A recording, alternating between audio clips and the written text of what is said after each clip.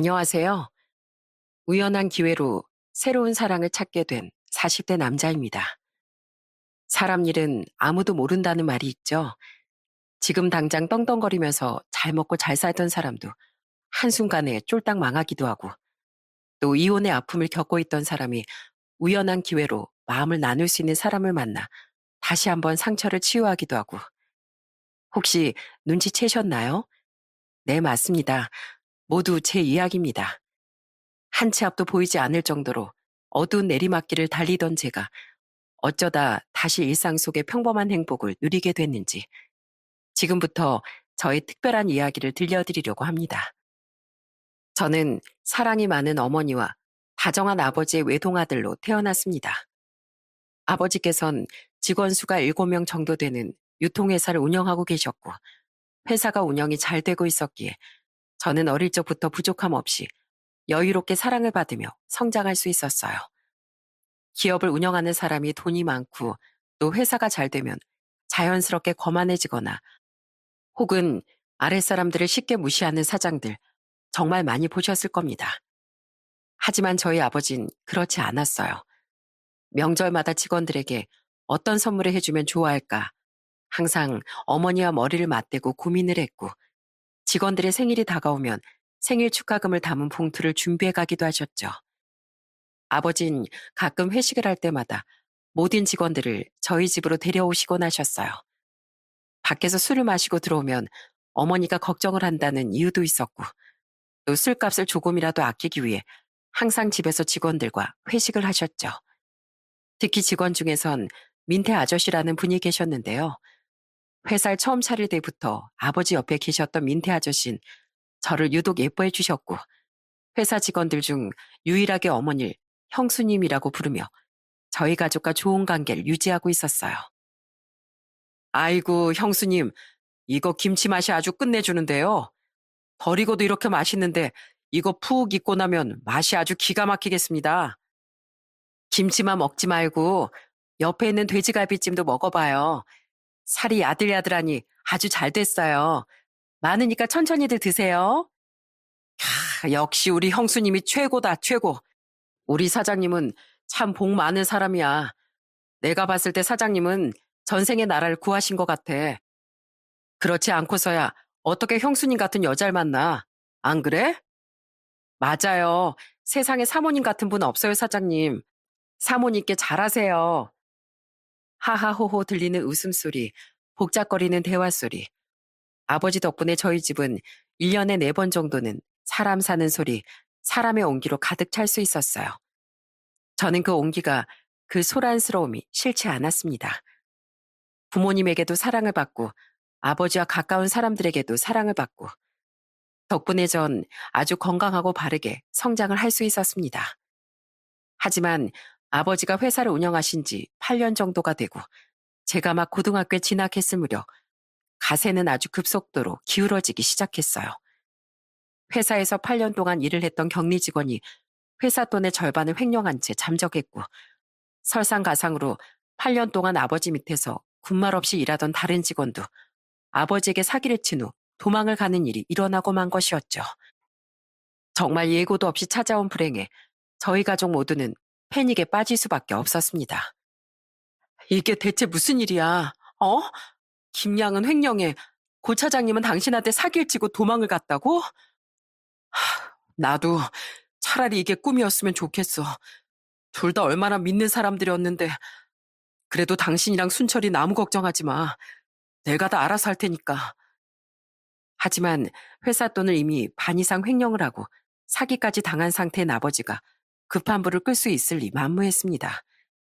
급한 대로 저희 가족이 살고 있던 2층짜리 전원주택을 팔고서 작은 전셋집으로 이사를 가야 했고, 신용 대출까지 밀려 직원들의 월급을 주고 물건 대금을 지불했지만 결국 얼마 가지 않아 아버지 회사는 위기를 견디지 못하고 문을 닫게 됐습니다.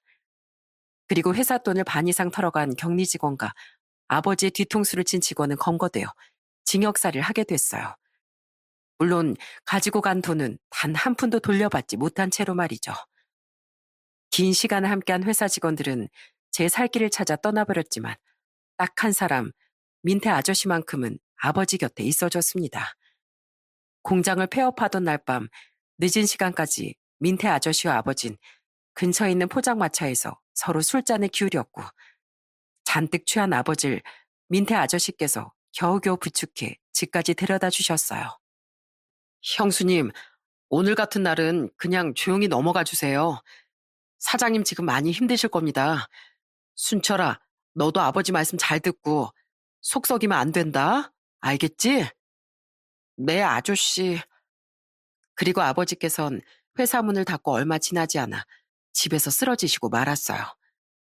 겉으론 아무렇지 않은 척 하셨지만 믿었던 직원들에게 뒤통수를 맞았다는 충격과 배신감, 그리고 가족들에게 못난 모습을 보였다는 부끄러움과 죄책감들이 한데 모여 엄청난 스트레스와 심적 압박을 받으신 것 같았어요. 어머니는 아버지가 쓰러진 후부터 아버지 옆에 딱 붙어 지극정성으로 간호를 하기 시작하셨습니다. 학교를 마치고 곧장 아버지 면회를 들어가면 어머니는 아버지의 몸을 물수건으로 천천히 닦아주시며 하루에 있었던 일들을 천천히 아버지께 들려주시곤 했어요. 여보, 어제 순철이 학교에서 중간고사 친 날이었거든. 근데 전과목 100점 맞았대.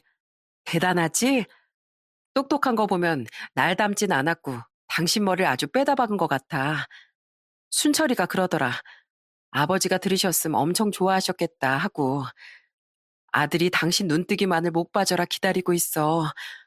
그러니까 그만 자고 일어나자 여보. 나 이대로 당신 떠날까봐 너무 무서워. 어머니께서도 제 앞에선 애써 밝은 모습을 보이셨지만 아버지와 단둘이 있을 땐 눈물을 펑펑 흘리셨어요. 저와 어머니는 조금 시간이 걸리더라도 아버지가 깨어나실 거라 굳게 믿었습니다. 일어날 수 있는 확률은 극히 낮다고 하셨지만 그래도 혹시나 모를 기적을 기다렸죠. 하지만 그런 저희 가족의 간절한 바람에 코웃음이라도 치듯 아버진 소리 소문 없이 세상을 떠나셨습니다.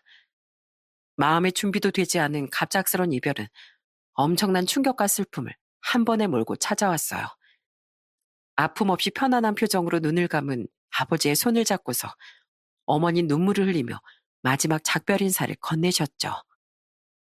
여보, 조금만 더 살다 가지. 적어도 마지막 인사 정도는 할 수 있게 해주지. 좀 너무했다, 당신. 있잖아. 내가 이 세상에서 제일 잘한 건 당신을 만난 거야. 나한테 행복이라는 게 뭔지 알려줘서 고마워, 여보. 순철 아빠, 거기선 아프지 말고 나 혼자 순철이 잘 키우고 있을 테니까 당신도 거기서 편하게 쉬어야 돼. 알겠지? 세상에서 제일 사랑하는 여보, 우리 남편 동배 씨, 잘 자. 아버지 장례식장엔 정말로 많은 사람들이 찾아와 줬습니다. 아버지의 오랜 중마고 분들부터 시작해 아버지가 공장을 차리기 전에 다니셨던 직장 동료들까지 저마다 슬픔을 나누고 가셨지만 딱 하나 아버지가 운영하셨던 공장 사람들은 민태 아저씨를 제외하고선 그 누구도 찾아오지 않았습니다.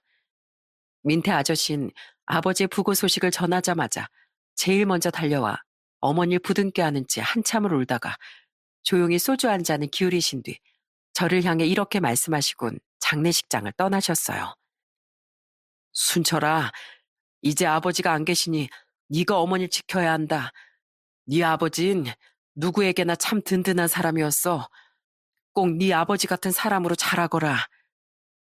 아버지 같은 사람으로 자라라는 말. 저는 그 말을 가슴 깊숙이 새기며 어른으로 성장했고 대학을 졸업한 후 구급 공무원으로 취업을 하게 됐습니다.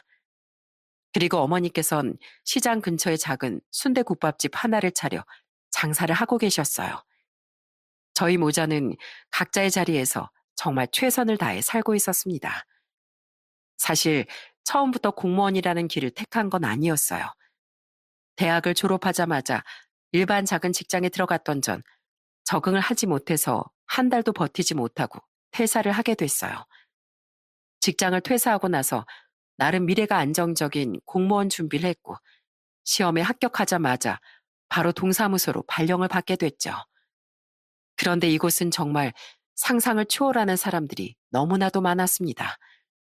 하루에도 몇 명씩 진상 민원인들의 고성을 들으며 일을 해야 할 정도였어요. 나 내일 비행기 타야 하는데 여권 갱신하는 걸 까먹고 있었어. 이거 바로바로 되는 거지? 여권은 동사무소가 아니라 구청이나 시청으로 가셔야 합니다. 그리고 하루 안에 처리되는 게 아니라 최소 열흘 정도는 걸리세요. 여기 동사무소잖아. 동사무소나 구청이나 시청이나 하는 일은 다 똑같은 거 아니야. 잔말 말고 빨리 해줘. 죄송합니다. 저희는 여권 재발급을 해드리는 곳이 아니에요. 구청이나 시청으로 가시면 세상에 안 되는 게 어딨냐고. 나 내일 비행기 타야 되는데 못하면 너네가 책임질 거야? 책임질 거냐고. 진상 민원인들을 볼 때면 그냥 투명한 벽에다 대고 말을 하는 기분이었어요. 이런 민원인이 있는가 하면 동사무소에 들어와 우통을 홀라당 벗고 자기는 왜 쌀을 주지 않느냐며 생떼를 부리다 경찰에 잡혀간 사람도 있었고, 갑자기 본인 집 층간소음을 해결해달라며 해결해주지 않으면 동사무소 내부를 다 때려 부셔버릴 거라 협박하는 사람도 있었습니다. 사실 그런 모습을 보면 당장이라도 간두고 싶은 마음이 굴뚝 같았지만 나이가 나이였던지라 더럽고 치사하다 그래, 네가 안 하면 내가 하지 하는 생각으로 꿋꿋하게 버텼습니다. 그렇게 동사무소에서 근무를 한 지 어느덧 1년 정도 됐을 무렵쯤 저는 지인의 소개를 통해 아내를 만나게 됐어요. 아내는 참 유쾌한 사람이었습니다. 제가 동사무소에서 근무를 한다고 하니 냅다 이런 말을 할 정도로 재밌는 사람이었죠. 으, 거기 진상 민원인들 진짜 많지 않아요? 막 TV 보니까 소리도 막 지르고 난동 피는 게 일상이던데 그런 곳에서 어떻게 일해요? 열받아서? 으, 나 같으면 민원인이랑 맞짱 뜨고 잘렸다. 순철 씨는 정말 참을 인자 1,500번은 새기셨겠네요. 곧 있으면 몸에서 사리도 나오겠어요. 맞아요. 진짜 같이 화내고 싶은 적이 한두 번이 아니었다니까요. 안 된다는데도 뭐 그렇게 억지 부리는 게 많은지. 그래도 참아야죠. 나라에 녹을 먹고 사는 사람인데. 생각하는 거 진짜 건강하다. 전 순철 씨처럼 매사에 긍정적으로 생각하는 사람이 좋아요. 서로 생각하는 게 잘 맞았기에 저희는 연애를 시작했고, 서로 큰 트러블 없이 연애를 하다 만난 지 1년 6개월 정도 만에 결혼을 약속하게 됐어요. 장인과 장모는 공무원이란 이유 하나만으로 저를 두말할 것 없이 사위로 받아들였고, 어머니께서도 애교 많은 아내를 며느리로 받아들이셨습니다. 그렇게 저희는 순탄하게 결혼식을 올리게 됐어요. 아내는 저희 어머니에게도 정말 잘했어요. 누가 보면 친딸로 착각할 정도로 말이죠. 백화점에 쇼핑을 가서 예쁜 자켓이 있으면 어머니께 사다 드렸고, 또 어느 날은 제게 어머니의 신발 사이즈를 물어보더라고요. 정확히는 모르는데 한 240쯤? 그런데 어머니 신발 사이즈는 왜? 아니야. 그냥 궁금해서. 어머님 발이 좀 작아 보이시길래. 아내가 어머니의 신발 사이즈를 왜 물어봤는지 아세요? 바로 새 신발을 사드리기 위함이었습니다. 어머니의 신발이 생각보다 많이 낡은 상태였는데 아낸 그걸 보고서 바로 어머니께 새로운 신발을 사드린 것이었죠. 어머닌 그런 아내의 마음씨에 잔뜩 감동을 받으셨습니다. 난 시장에서 파는 5,000원짜리 신발도 고맙게 신을 수 있는데 이거 너무 비싼 거 아니야? 에이, 어머님, 원래 신발은 비싼 거 신어야 오래오래 신을 수 있대요. 어머님한테 잘 어울릴 것 같아서 샀는데 마음에 드세요? 아유, 그럼 누가 준 건데 마음에 들다마다지. 우리 순철이가 여자 하나 잘 만나서 나까지 이렇게 호강하네, 호강해. 미연아, 혹시 우리 순철이가 너 속상하게 하거든 나한테 전화해서 바로 일러. 다들 뭐 팔은 안으로 굽는다는데 나는 밖으로 굽는 사람이니까 언제든지 말해도 돼. 그럼 같이 신나게 욕해줄게. 알았지? 아싸. 여보, 들었지? 어머님은 당신 편 아니고 내 편이시래. 그래, 고부간의 사이 돈독해서 참 좋겠다. 누가 보면 내가 사이고 두 사람이 모녀지간인 줄 알겠네. 어? 어머님, 지금 저희 두 사람 사이 질투하는데요? 소녀같이 까르르 웃는 어머니와 아내의 모습에 저는 마음이 놓였습니다. 고부끼리 소리를 지르고 너 죽내 나 사내 하는 일이 만연한 이 시대에 저렇게 친구 같은 고부 사이라니. 결혼 참 잘했다 싶었죠. 하지만 결혼하길 잘했다는 생각은 머지않아 산산조각이 나고 말았습니다.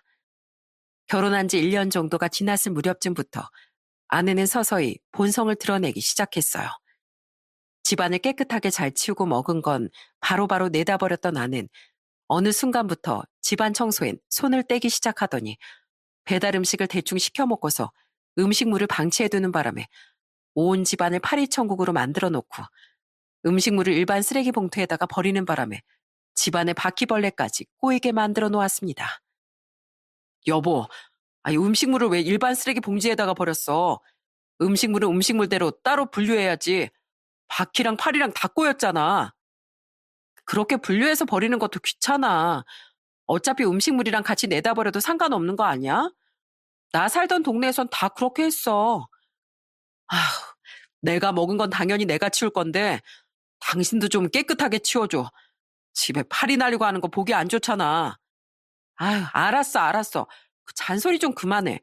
무슨 엄마도 아니고 말만 내 진짜.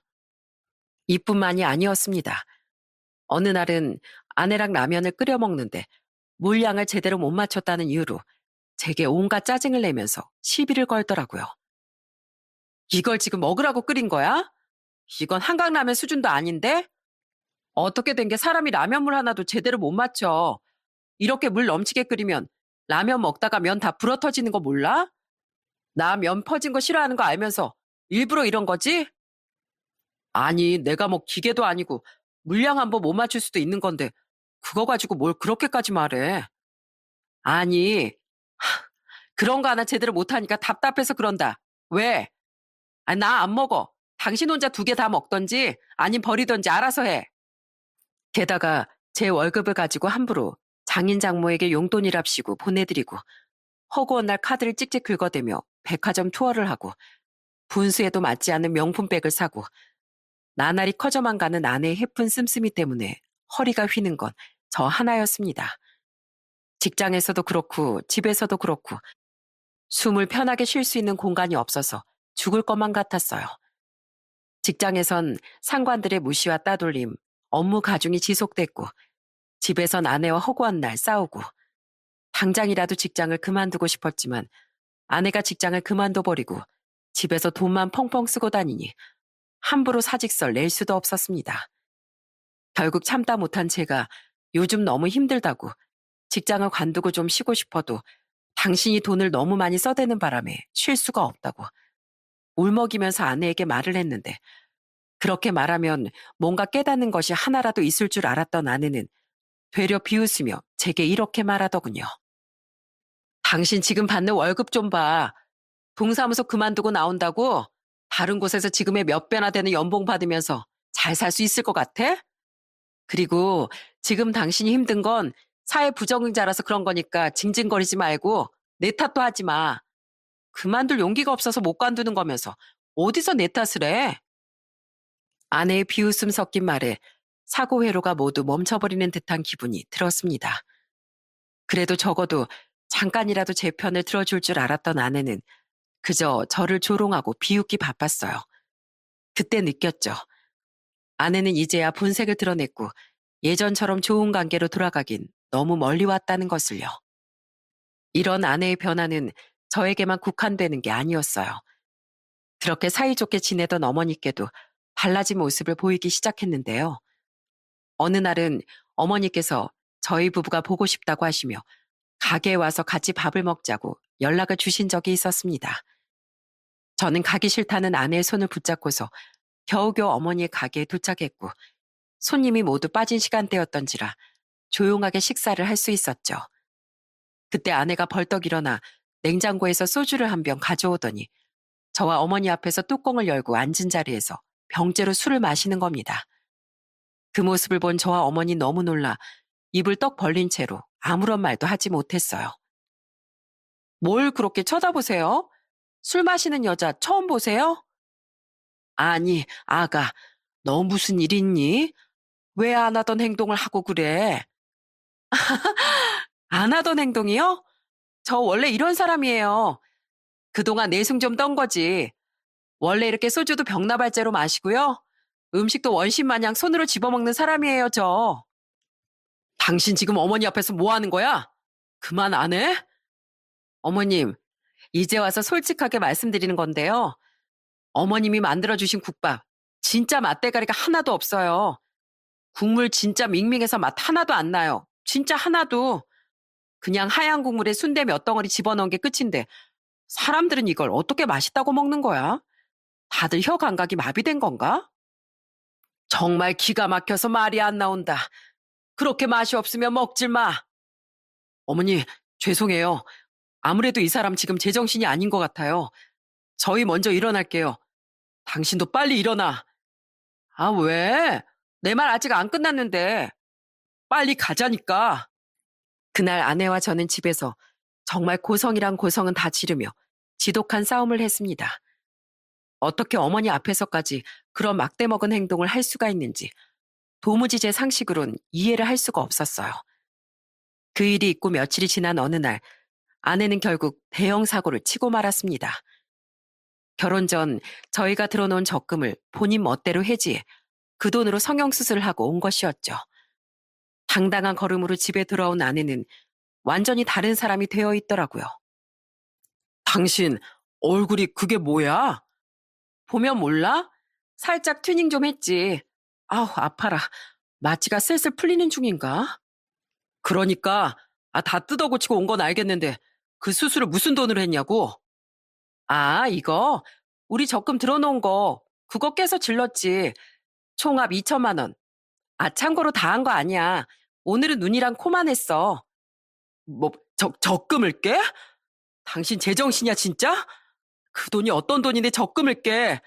그거 나중에 우리 다 모이면 더 큰 집으로 이사 가려고 모으고 있었던 돈인데 그걸 성형하는데 썼다고? 당신 진짜 미쳤어? 아, 그럼 사람들이 내 인상 보고 사나워 보인다는데 어떻게 그럼? 외모 지적받는 것도 엄청난 스트레스인 걸 당신이 몰라서 그래. 아내는 되려 제게 적반하장으로 화를 내더군요. 적금을 깨서 성형수술을 했다는 말에 저는 정말 화를 참을 수가 없었어요. 그래서 다음날 날이 밝자마자 아내가 가지고 있던 명품 가방 3개를 죄다 중고장터에 팔아치워버렸어요. 중고라도 명품은 명품이었기에 거의 원가에 가까운 가격으로 가방 3개를 팔 수 있었습니다. 그 사실을 알게 된 아내는 제게 비명에 가까운 소리를 지르기 시작했어요. 당신 미쳤어? 그 가방들 얼마짜린 줄이나 알아? 내가 어떻게 구한 건지 알긴 아냐고. 얼마나 힘들게 기다려서 샀는데 그걸 중고로 팔아? 그 가방 하나가 당신 월급보다 많아. 알아? 당신도 나랑 상의 없이 적금 깨서 얼굴 뜯어고치고 왔잖아. 그래서 나도 당신이랑 상의 없이 당신 가방 팔아서 빠진 적금 비용 채운 거야. 명품이 참 비싸긴 하네. 중고로 팔았는데도 적금 값이 다시 돌아온 거 보면 나 이제 당신이랑 못 살아. 아니, 안 살아. 더 이상 이렇게 사는 것도 지긋지긋하고 토 나와. 우리 이혼하자 제발. 어, 듣던 중 반가운 소리네. 나도 당신 같은 여자랑 더 이상 한 집에서 같이 살 생각 없어. 명품 가방을 판 것이 제일 타격이 컸던지 결국 아내는 소리를 지르며 제게 이혼을 통보했습니다. 물론 저는 거절할 이유가 없었어요. 이런 사람이랑 어떻게 평생을 함께 살 수 있겠어요? 그렇게 저희는 합의 이혼을 하게 됐습니다. 돈을 물쓰듯 펑펑 써대고 적금마저 성형수술 비용에 모두 태워졌기에 재산 분할이랄 것도 없었어요. 그래서 반 전세였던 집에 보증금을 빼서 나눠 가지고 저희는 그렇게 이별했습니다. 잘 살고 싶었어요. 하늘에 계신 아버지께서 내려다보시며 우리 아들 참 잘 살고 있네. 이렇게 흐뭇하게 바라보실 수 있을 정도로 보란 듯이 잘 살고 싶었습니다. 그런데 그 끝이 이혼이라니 참 씁쓸하더라고요. 아무렇지 않은 척 하고 싶었지만 오직 한 사람, 어머니 앞에서만은 그러지 못했습니다. 이혼 직후 공무원 생활도 그만두고 거의 매일같이 어머니 국밥집으로 찾아갔고 제가 찾아가면 어머니는 아무 말 없이 제 앞에 소주 한 병과 따뜻한 국밥 한 그릇을 내어주시곤 조용히 주방으로 들어가 설거지를 하셨어요. 그리고 한 일주일 정도쯤 지났을까 제 휴대폰에 알람음이 울렸습니다. 어머니께서 제 통장으로 100만 원이라는 돈을 보내주신 거였어요. 그리고 곧이어 온 문자에 저는 그만 눈물을 터뜨리고 말았습니다. 사랑하는 우리 아들, 엄마가 100만 원이란 돈을 보낸다. 우리 아들은 세상에서 제일 잘난 사람이야. 그러니 절대 기죽지 말고 당당하게 어깨 쭉 펴고 살아. 아들이 울면 지켜보는 이 엄마 마음도 찢어지니까 이젠 울지 않았으면 좋겠다. 우리 아들, 엄마가 진심으로 응원한다. 죄송해요, 어머니. 어머닌 등을 돌리고 설거지를 하고 계셨어도 다 알고 계셨던 겁니다. 제가 계속해서 눈물을 흘리고 있었다는 것을요. 그렇게 어머니의 문자를 받고 기운을 차린 전 택배 기사 일을 하게 됐어요. 인터넷으로 구직난을 찾아보는데 제일 눈에 띄는 공고가 있길래 바로 지원을 했고 면접을 보고 나서 합격을 하게 된 것이었죠. 딱 일을 하는 만큼 돈을 벌어가는 구조였습니다. 택배를 시켜보기만 했지 배달을 하는 건 처음이라 처음 일을 시작할 땐 굉장히 많이 버벅거렸습니다. 하지만 인간은 적응의 동물이라고 계속해서 하다 보니 손에 익더라고요. 아파트 단지 내를 돌면서 저는 정말 많은 일들을 겪었습니다. 아이고, 기사 양반, 더운 날씨에 고생이다, 고생이야.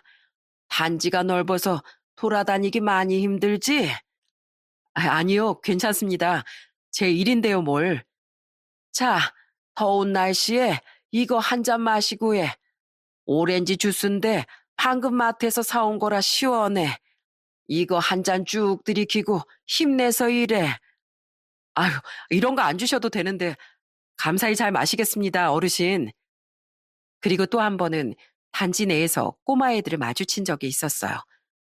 합기도복을 입고 손에는 아이스크림을 든 채로 천진난만하게 뛰어다니는 아이들을 보니 참 좋을 때다 싶어서 저절로 웃음이 나더라고요. 그러다 한 아이와 눈이 마주쳤습니다. 어? 택배 아저씨다. 안녕하세요, 아저씨. 그래, 안녕? 너넨 안 덥니? 네, 하나도 안 더워요. 아저씨는 더우세요? 이거 엄청 시원한데 아저씨 드실래요? 아유, 아니야. 그건 너네가 먹던 거잖아. 너네 많이 먹어. 아저씨도 아까 시원한 거 하나 먹고 왔어. 더운데 조심히 들어가. 이렇게 마음이 훈훈해지는 주민들이 있었는가 하면 마음에 상처를 주는 주민들도 있었습니다. 택배를 전달하기 위해 한 아파트 단지에 들어갔는데 택배차가 단지 안에 들어가기도 전부터 경비 아저씨가 막아서는 겁니다. 영문을 알 수 없었던 전 택배 기사라고 말했는데 경비 아저씨 입에서 나온 말은 제겐 정말 충격적이었어요. 이 아파트 단지엔 택배차 못 들어가. 주민들 주차 공간 없다고 단지 내 택배차 못 들어오게 하라고 아주 쌩 난리를 피워대는 바람에. 네? 아니 그러면 택배는 어떻게 찾아가요?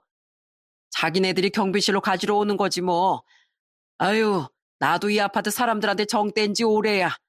내가 근무 시간에 초코바 하나라도 먹고 있으면 근무 시간에 노냐고 하는 사람들인데 택배 기사한테는 오죽하겠어.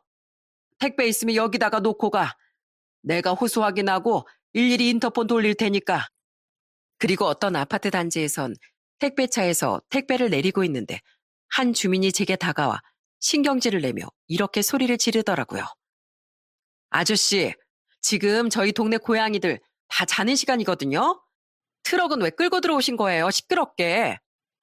택배차가 있어야 고객님들께서 주문하신 택배를 가져다 드리죠.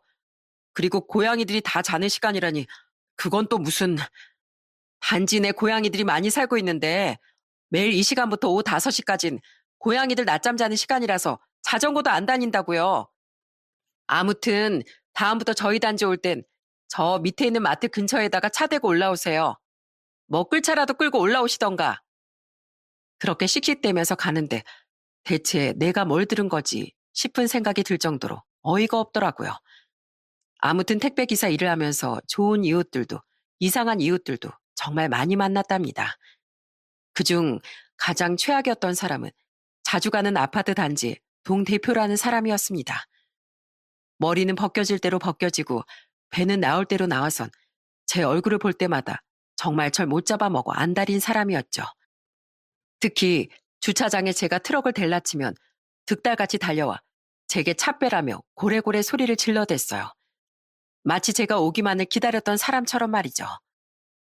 아, 여기 택배 트럭 대는 곳 아니야. 다른 차들이 여기 와서 사고라도 나면 책임질 거야? 어? 책임질 거냐고? 아니, 제가 여기 뭐 1시간을 대놓고 있는 것도 아니고 고작 5분 정도 있다가 바로 빠지는데 뭐가 문제예요? 그리고 저 오기만을 기다리셨어요?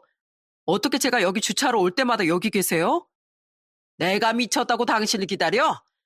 또 괜히 주차 자리 차지해서 열받게 만들까봐 기다리고 있었던 거지. 매일 이 시간마다 오는 것 같더만.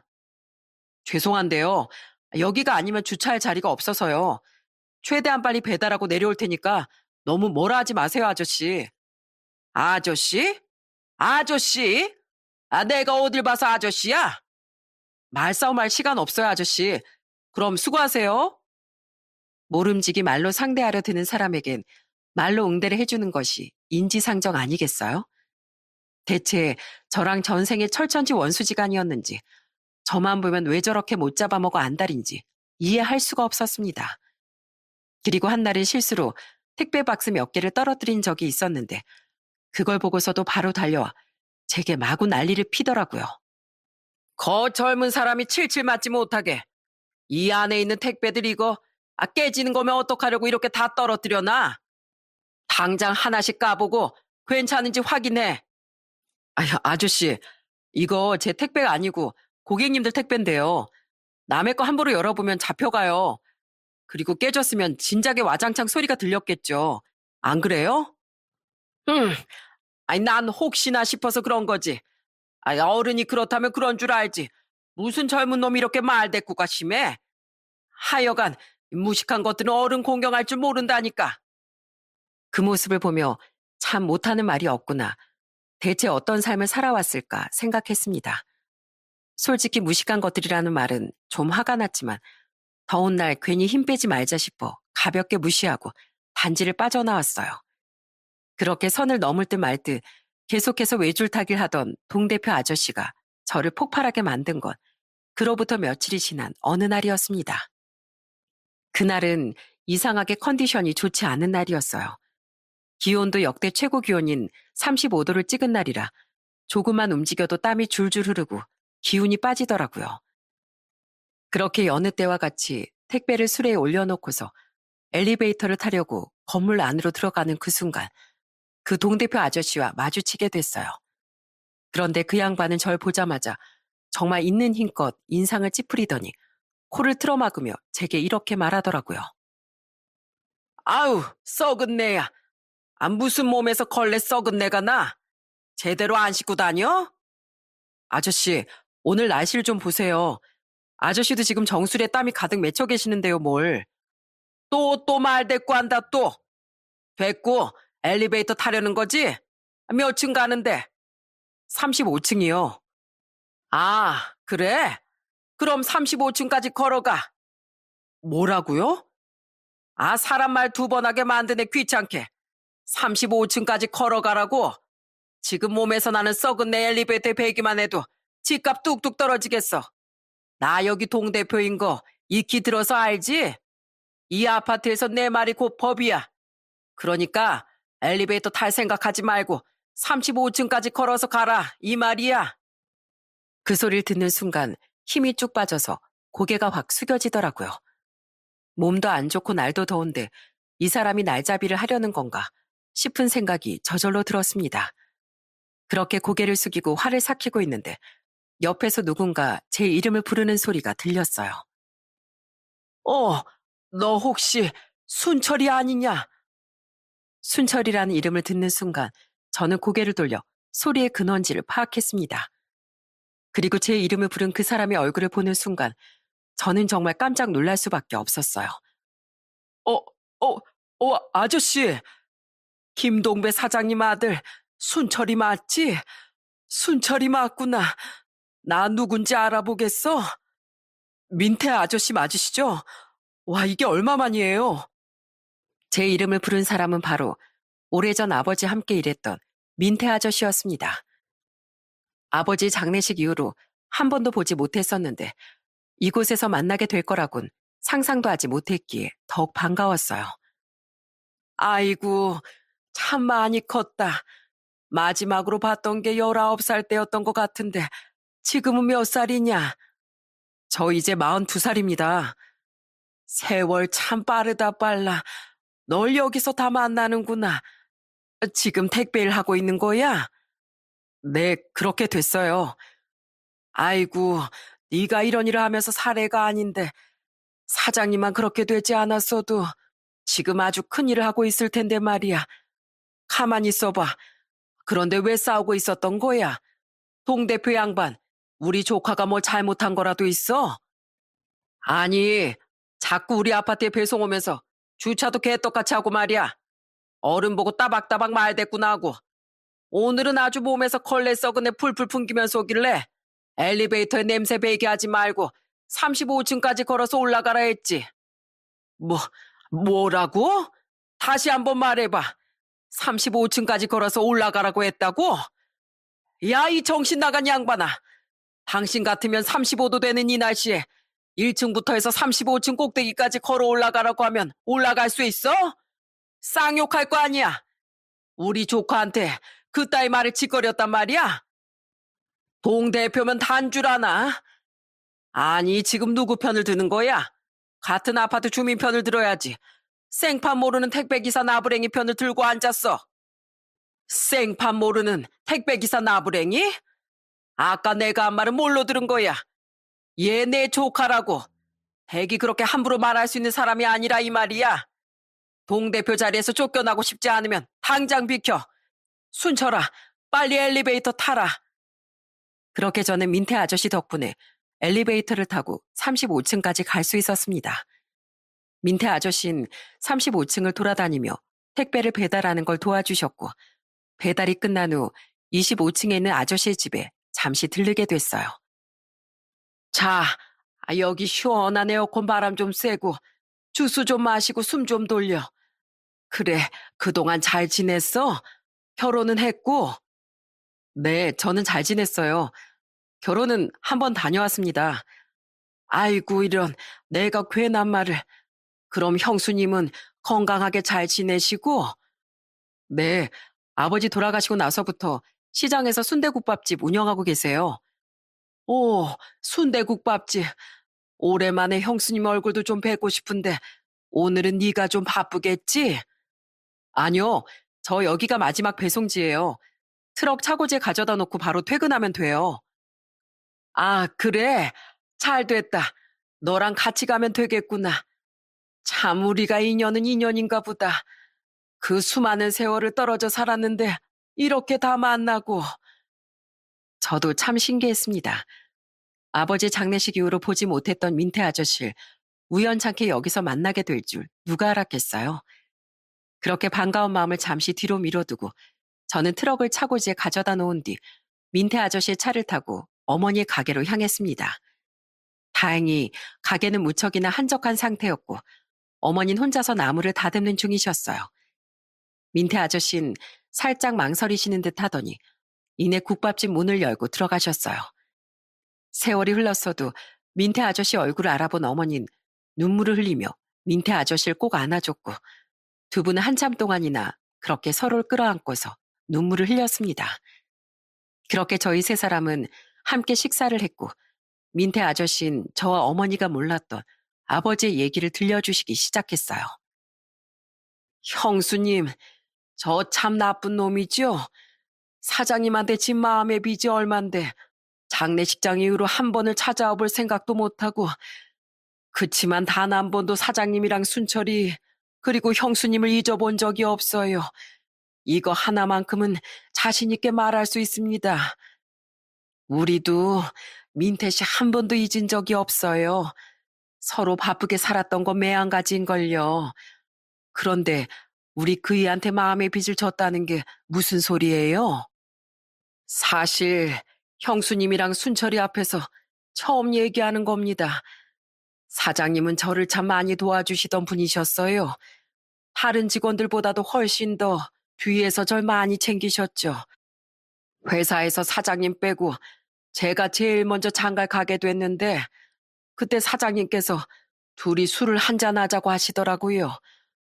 그래서 웬일이지 하고 따라갔는데 조용히 봉투 하나를 건네시는 겁니다.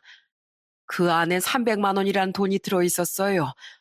그래서 제가 너무 놀라 이게 웬 돈이냐 하고 물었더니만 제 결혼 자금에 보태 쓰라고 하시더라고요. 줄 수 있는 게 그 정도밖에 안 돼서 미안하다고, 결혼 축하한다고, 축의금 겸 밥값이라고 생각해달라면서. 그때 저희 집이 조금 어려웠거든요. 사장님 덕분에 결혼 자금을 보태서 무리 없이 식을 올릴 수 있었어요. 아이고, 우리 그이가 민태씨 결혼 자금을 보태줬었구나. 그래도 무사히 결혼 잘했다니 다행이에요. 근데 그뿐만이 아니었습니다.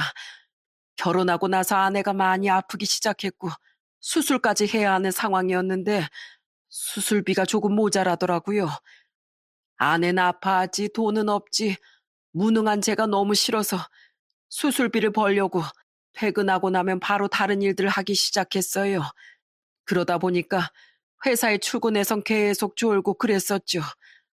그런데 제 모습을 보던 사장님께서 저를 방으로 부르시더니 요즘 꼭 병든 닦았다면서 무슨 일이 있냐고 물어보시더라고요. 아무 일 없다고 계속 발뺌해도 제 얼굴만 봐도 안다고 솔직하게 말해 이러시는 거예요. 그래서 울면서 솔직하게 털어놨죠. 아내가 아픈데 병원비가 부족해서 퇴근하고 다른 일까지 한다고. 그랬더니 뭐라고 하던가요? 막 화를 내셨어요. 그런 일이 있었음 진작에 말을 했어야지. 바보같이 그걸 숨기고 있었어. 하시면서요. 참 사장님답죠? 그러시더니 다음날 저한테 500만 원을 주셨어요. 수술비가 얼마나 부족한지 모르겠지만 모자란 만큼 수술비하고 나머진 아내랑 맛있는 거 먹으라면서. 이렇게 얘기하는데 또 눈물이 나네요. 그래도 형수님, 저 사장님께 돈 다 갚았습니다. 돈은 다 갚았는데 아직 마음의 빚이 남아있는 거예요. 사장님이 해주신 만큼 전 사장님께 그렇게 큰 힘이 되어드리지 못해서. 아니에요. 그렇게 말하지 말아요, 민태씨. 그이가 하늘에서 듣고 속상해할 거예요. 그래서 말인데요, 형수님. 순철이를 저희 회사에 데리고 갈까 합니다. 사실 사장님께 배운 기술로다가 저희 딸이랑 작은 공장 하나를 운영하고 있거든요. 저희 쪽에도 운전할 사람이 필요해서 제가 데려다 한번 직원으로 써볼까 싶습니다. 지금 하고 있는 택배 일보다 훨씬 더 급여도 많이 줄 거고 힘도 덜 들 거고요. 민태 아저씨는 본인의 공장에 절 취업시켜주겠다고 말씀하셨습니다. 저로선 거절할 이유가 전혀 없었기에 며칠 후 택배 일을 그만두고서 민태 아저씨가 운영하고 계시는 회사에 들어가게 됐습니다. 아저씨네 회사에는 아저씨의 딸인 혜영 씨를 포함해 총 4명의 직원들이 일을 하고 있었어요. 혜영 씨 같은 경우엔 어릴 적 한 번 정도 만난 기억이 있었습니다. 혜영 씨는 저보다 4살이 어렸지만 일은 그 누구보다도 야무지게 해내더라고요. 그런데 제가 입사를 하고 난 이후부터 회사 내 분위기가 묘하게 흘러가기 시작했어요. 몇 안 되는 직원들끼리 저와 혜영 씨를 엮어주려는 것 같았죠. 아이고, 오늘 점심은 뭘 먹나? 혜영아, 점심 메뉴 좀 골라봐라. 아니, 늘 먹던 백반집 가서 먹으면 되지. 뭘 귀찮게 메뉴를 골라. 그래, 백반 좋지. 아, 근데 어쩌냐? 우린 짜장면에 탕수육이 끓이는데. 아, 맞다. 순철이 너도 백반 좋아한다고 하지 않았어? 네? 저도 짜장면 좋아하는데요, 사장님. 아, 백반을 엄청 좋아한다고? 백반 없으면 못 살 정도라고? 오케이. 그럼 혜영이랑 너랑 둘이 같이 식사하고 우린 오랜만에 탕수육에 짜장면이나 한 그릇 하러 가지. 오늘은 사장이 쏜다. 이런 일이 있었는가 하면 회식을 할 때도 처음엔 6이서 모여 있다가 갑자기 사장님이 자리에서 일어나니 혜영 씨를 제외한 다른 직원들도 마치 짠 것처럼 자리에서 일어나는 거예요. 뭔가에 홀린 사람들처럼 모두 가게를 나가는데 솔직히 너무 티가 났습니다. 혜영 씨와 전 서로를 바라보면서 웃음을 터뜨렸고 결국 둘이서 맥주를 한 잔 더 하게 됐어요. 그리고 그 자리에서 서로에 대한 깊은 얘기들을 하게 됐죠. 알고 보니 혜영 씨도 저처럼 이혼을 한 경험이 있더라고요. 전 남편 참 나쁜 사람이었어요. 세상 모든 여자를 좋아했고 책임감도 없었고 일을 하면 하루 만에 그만두는 건 기본이었고 말이죠. 여자를 너무 밝혀서 그 모습이 너무 더럽고 역겨워서 그냥 이혼하자고 했어요. 순철 씨는 왜 헤어졌는지 물어봐도 돼요? 그냥 어느 순간부턴가 밑바닥을 보여주더라고요. 어머니한테 술주정을 부리질 않나. 적금 깬 돈으로 성형수술을 하질 않나. 그 모습에 아내가 사들인 명품백을 팔아버리니까 길길이 날뛰면서 적반하장으로 저한테 이혼하자고 하더라고요. 참 웃기죠? 나이도 아직 젊은데 굳이 안 겪어도 될 일을 겪었네요. 저희 둘 다. 혜영 씨와 전 참 맞는 부분이 많았습니다. 그래서인지 둘이서 술을 한잔한 그날, 저희는 조금 더 가까워질 수 있었어요. 여러분, 저와 혜영 씨의 뒷이야기가 궁금하지 않으신가요? 저는 지금 노트북으로 이 이야기를 쓰고 있고, 혜영 씨는 아이들과 함께 노트북만 두들기는 제게 그만하고 빨리 청소나 하라며 구박을 하고 있답니다. 네, 맞아요. 혜영 씨와 저는 부부가 되었습니다. 지금은 눈에 넣어도 아프지 않을 아들을 낳아 키우고 있고요. 비로소 온전한 가정을 이루고 가장이 된 것이죠. 아버지의 믿을 수 있는 벗이었던 민태 아저씨는 이제 제 장인어른이 됐답니다. 장인어른, 있잖아요. 따님이 저한테 바가지를 박박 긁어대는데 어떡하면 좋죠? 뭐? 바가지 긁어? 방법은 딱 하나야. 나랑 술 먹자고 사위. 이렇게 저희는 매일 웃으면서 살아가고 있습니다. 인연이라면 천리 밖에서도 만난다는 유명한 속담이 있죠. 저와 장인어른도 딱 그런 관계가 아니었나 싶습니다. 그날 엘리베이터를 타내 만회하며 실랑이를 하지 않았더라도 우리가 정말 인연이었다면 그 장소가 아니더라도 언젠간 장인어른을 다시 마주하지 않았을까 싶네요. 오랜 시간이 흘러 다시 만난 소중한 인연인 만큼 저는 제 주변에 있는 사람들에게 많은 사랑을 베풀며 살아가려고 합니다. 이 사연을 읽으시는 여러분들께서도 오랫동안 떨어져 있다가 우연히 다시 만난 인연이 있다면 숨기지 말고 마음을 표현해 보셨으면 하는 마음에서 사연을 보내게 됐습니다. 마지막으로 가족들에게 짤막하게나마 한마디 남길게요. 어머니, 여보, 장인어른, 그리고 내 아들 혜찬아, 앞으로 우리 영원히 행복하자.